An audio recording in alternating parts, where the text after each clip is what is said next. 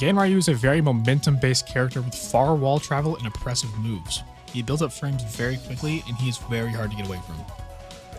What he does have in frames, however, he lacks in range, and needs to be toe-to-toe to apply his game plan. Let's start off by diving into his block punishment.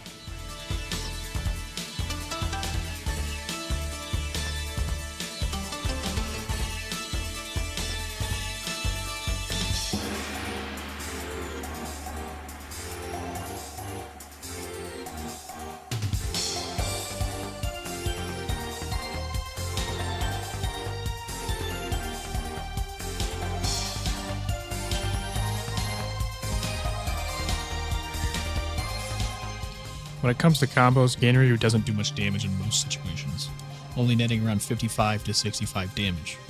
However, his wall travel is some of the best in the game. It helps that his wall combo does absurd damage and can make any bread and butter combo do 80 to 90 damage easily. Here are some examples of bread and butter combos without the wall.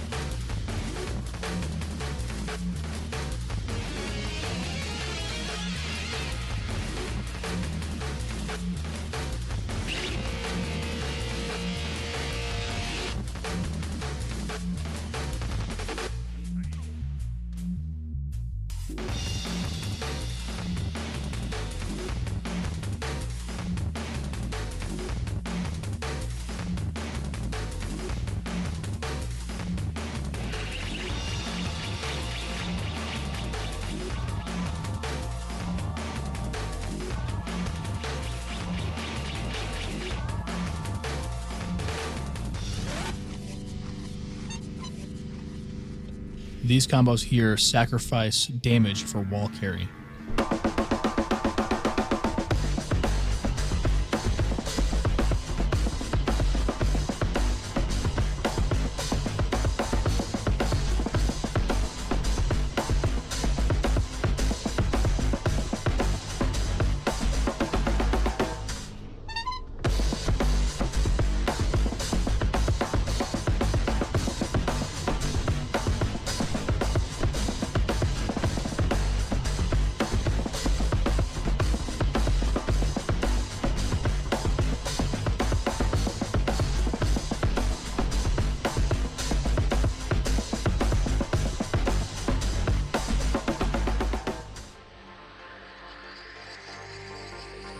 Ganryu is not a counter hit character by any stretch of the imagination, but if you hit any, here are the combos for that.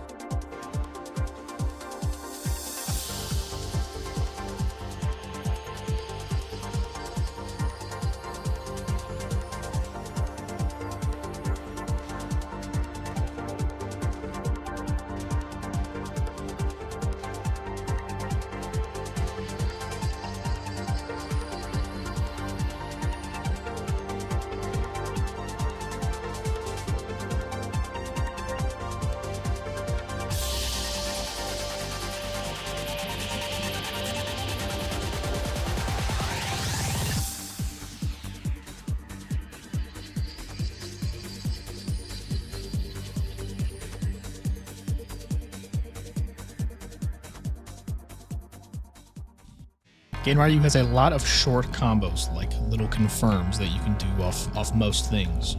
So here are all the ones I could really think of. If you have any more, just leave them in the comments and let me know, because it would actually help me out.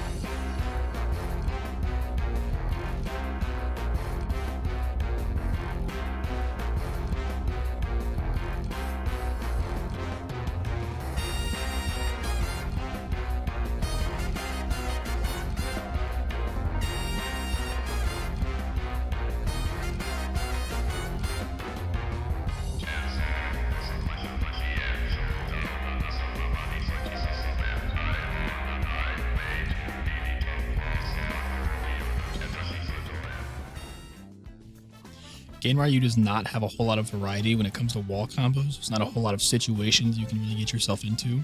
But like I said earlier, the ones he does have are absurd.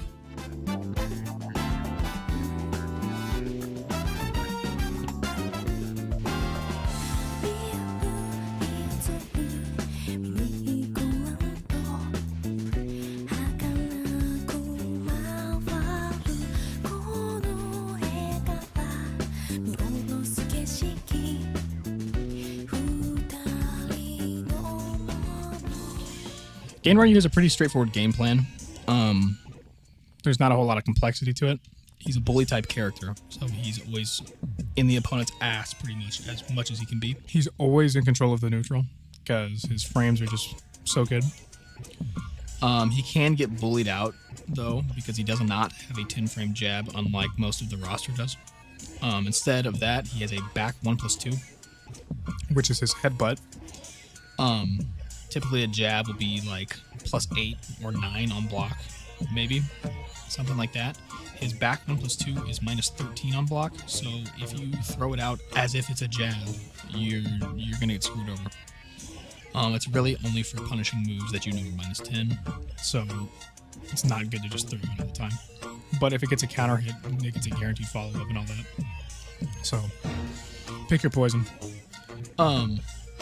In his game plan, he has a lot of good close-up pressure moves, and these are the ones I think you should use quite frequently.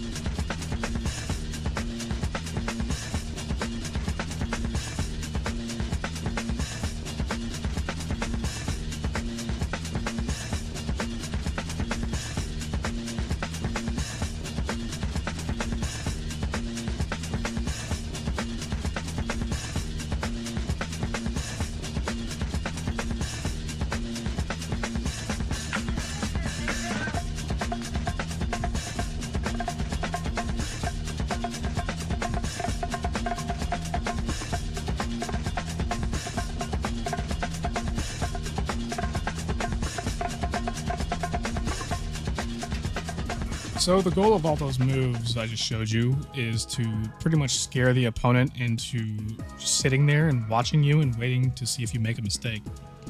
All those moves are very fast, they're very oppressive, and these next moves are the moves that you can now, since you've used those moves, get away with.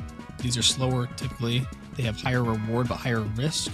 These are not moves you should be throwing out at the beginning of the round, these are moves that you should make a hard read with.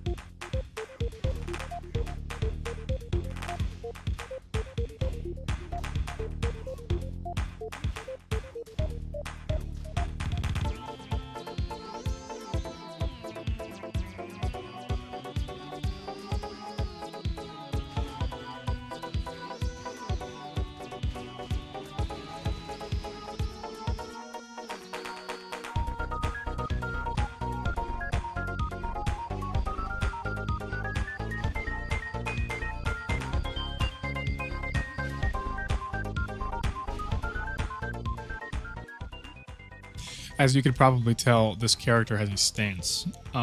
There's a lot of ways to go into it. Some are good and some are not so good.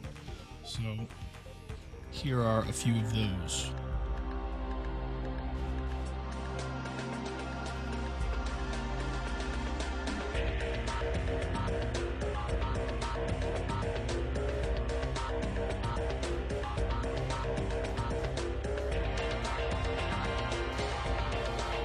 I'm going to be talking a little bit more during this segment because it's my favorite part.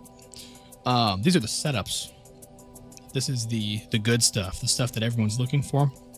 So if you already know a lot about this character and you're just looking for little tidbits on little secret stuff that you can do, this is the segment of this video where you're going to learn. So for starters, if you are a Ganryu player already, you probably already know, in back-turned combos, at the end of the combo, if their head is facing towards you, you should end the combo after the corkscrew with 1+2, go into your 3+4 stance, and then back 1+2. The reason why this is because they can't get out of it. Any sort of wake-up situation they do, they're going to get hit by the back 1+2. That's the little slide where he slides on his face and looks really dumb. If they try to stand up, they roll, they try to kick, anything like that, they're getting hit. So if they stand up, they're getting knocked back down. If they try to kick you, they're getting counter hit for more damage. If they try to roll out of the way or they stay on the ground, it hits grounded, so it's still going to hit them. It does a little bit more damage if they try to kick you and all that stuff, but it's just a good idea to do that for back-turn combos. It's really good to learn. So there is that. Another thing that some people might know, but some people might not, is that full crouch 1+2 near the wall gives a guaranteed rage art. So this little animation where they smack the wall, it won't be able to do it on that. But there's a certain distance where you can do this move, and it will put them into a rolling animation, kind of like Gigas's back 2. And it gives you a guaranteed rage art. I don't know if there's any other follow-ups that you can do without rage or anything like that, but I know this is the biggest amount of damage you can get off of this. So there's a really messed up move that people hate online especially, and that is Ganryu's back forward 1. As you saw in the moves to use whenever you can read them, it leaves them back turned, and it's a backswing bullet. So you guess whenever they're going to try to hit you, and you do a backswing and destroy them. There are two options whenever they're back turned here, because you can get guaranteed stuff. So the first option you can do is if they're just trying to mash back whenever they are back turned to be facing towards you again, you have the frames to do a 2-1-2 to launch them. Now, this is a crazy launcher because it's the whole string is guaranteed on the back. So with the back forward 1 and the 2-1-2 all combined, the launcher itself does 68 damage. That's like if a Death Fist had about 15 more points of damage on it and launched. It's pretty crazy. And because they're back turned, you get the back turn follow-up after the corkscrew. So you can get over 100 damage with no walls, no rage easily. I mean, it's insane if they get hit by this. It's pretty much, they're not coming back. So that's option 1. And if they know about it, or they just learned about it in your match, and they try this out, if they're trying to duck, then you do option 2. So if they duck by hitting down back to turn out of it, because that's how you do that, is you hit down back if you're back turn, you turn out. You have the frames then to do a down forward 2, because that's 16 frames, and it's too slow for the first option. They can just turn around and block it. But if they try to do this crouching, then you have the frames to hit this. So down forward 2 will be guaranteed if they try to duck out. It's not as much damage as option 1, obviously, but it's super consistent and it's really strong, and you can still get around 90 damage. It's pretty crazy. So the whole situation, getting hit by that move is just not good for the opponent, ever. People underestimate down 1+2's usefulness. So if you have knocked down the opponent quite a bit, and you notice when you run up, they're trying to get up kick you all the time, because there are people online who will do it every single time. Trust me. I've played in low ranks, I've played in mid ranks, I've played in pretty high ranks. Everyone, I mean, at least once a day, you'll have someone who just get up kicks every single time. So whenever you come across this enemy, down 1+2 and counter hit puts you in a 3-way grab mix-up. So there's a 1, a 2, and a 1+2 break. All of these grabs, whenever successfully throwing them, will put them in the same situation on the ground. So they're laying on the ground, but you are at their side. Their legs are facing away from you. Which means if they attempt any sort of get-up kick, it's going to be the spinning animation where they spin around and try to kick you in mid or low. A toe kick will whiff entirely and lead to another counter hit. But if they try to spring kick you, it will be a get-up kick animation. They can't spring kick you from the angle that you were at. So no matter what they do, as far as kicking goes, if they stay on the ground, then it doesn't work, obviously. But if you read that their kick is going to happen because they're spamming and trying to kick, it will put them back into the grab situation. If you do down 1+2 again, you have the frames to do it. You beat them out every time.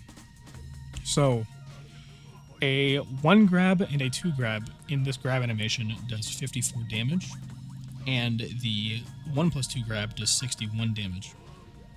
So let's say you are just in the neutral with them, moving around, and you hit them with a down 1+2, a 16-frame move that goes into this throw mix-up. You do a 1+2 throw them on the ground, and they decide, hey, I'm going to kick you.